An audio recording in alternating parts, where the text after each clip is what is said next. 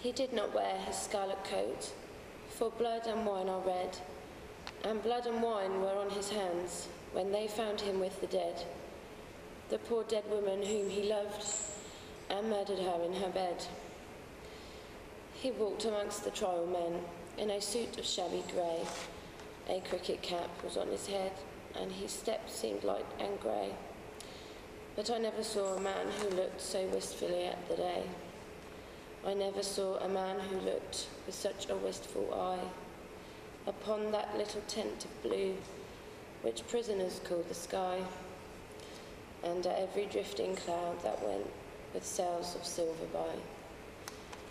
I walked with other souls in pain within another ring, and was wondering if the man had done a great or little thing, when a voice behind me whispered low, "That fellow's got to swing."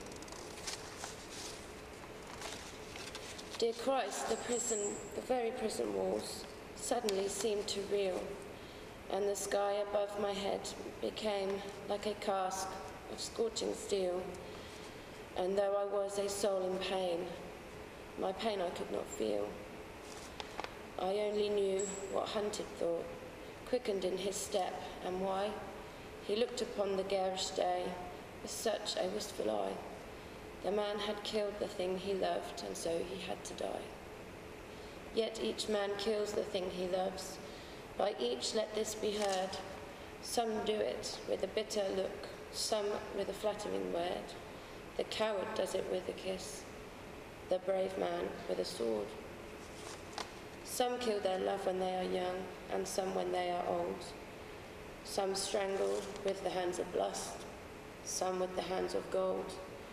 The kindest use a knife, because the dead so soon grow cold. Some love too little, some too long, some sell and others buy.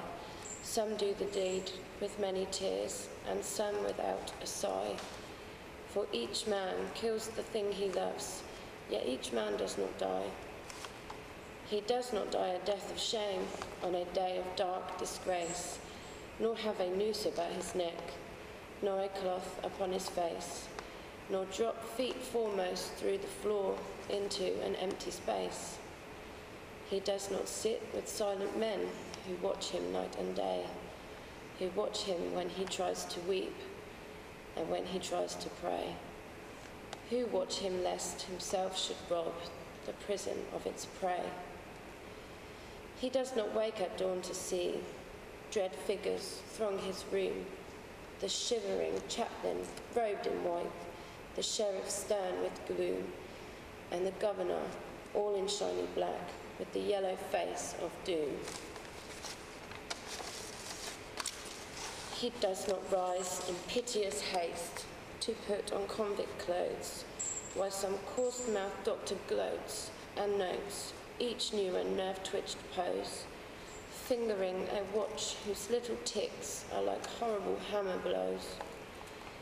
He does not know that sickening thirst that stands one's throat before the hangman with his gardener's gloves slips through the padded door and binds one three leathern thongs that the throat may thirst no more. He does not bend his head to hear the burial office read, nor, while the terror of his soul tells him he is not dead, cross his own coffin and moves into the hideous shed. He does not stare upon the air through a little roof of glass. He does not pray with lips of clay for his agony to pass, nor feel upon his shuddering cheek the kiss of Siaphus.